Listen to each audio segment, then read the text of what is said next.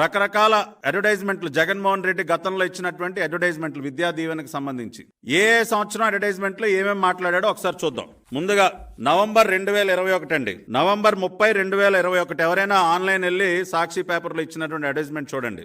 ఆ రోజున ఏం చెప్పాడండి, దాదాపు 11,03,000 మంది విద్యార్థులకు 686 కోట్ల రూపాయలు పూర్తి ఫీజు రియంబర్స్మెంట్ క్రింద బటన్ నొక్కి నేరుగా ఖాతాల్లో జమ చేస్తున్న జగన్ రెడ్డి.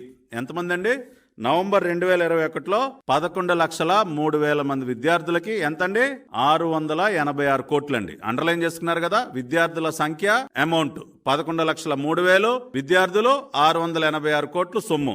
ఇది నవంబర్ 2021. నవంబర్ 2022 ఈ అడ్వర్టైజ్మెంట్ నవంబర్ 30, 2022 11,02,000 మంది విద్యార్థులకు 694 కోట్లు జమ చేయుచున్న జగన్ రెడ్డి. 2022 నవంబరు 11,02,000, నవంబర్ 2021లో 11,03,000 అయితే ఇక్కడ 11,02,000 సొమ్ము 694 కోట్లు. ఇది నవంబర్ 2021, నవంబర్ 2022 అండి. ఇప్పుడు మనం 2023లో ఉన్నాం కదండి. నిన్న ఇచ్చినటువంటి అడ్వర్టైజ్మెంట్ చూడండి. 11,03,000 కాస్త ఏమైందండి?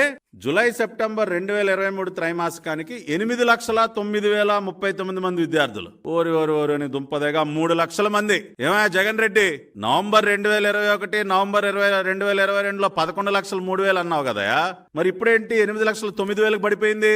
అంటే 3 లక్షల మందికి కటింగా?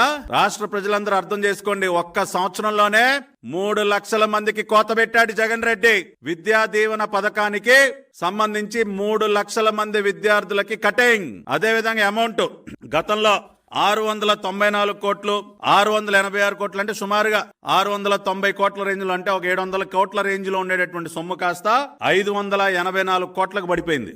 అంటే విద్యార్థులేమో 3 లక్షల మంది తగ్గిపోయారు, చెల్లించే సొమ్మేమో ఇంకా ఒక సుమారుగా ఒక 115, 116 కోట్లు ఇక్కడ కటింగ్ పడిపోయింది. అందుకనే ఈయన గారిని కటింగ్ మాస్టర్, ఫిట్టింగ్ మాస్టర్ అంటా ఉంటారు మా లోకేష్ గారు. నిన్ను ఊరికినే అనరాయా, నిన్ను సైకో అనేది కూడా దానికే.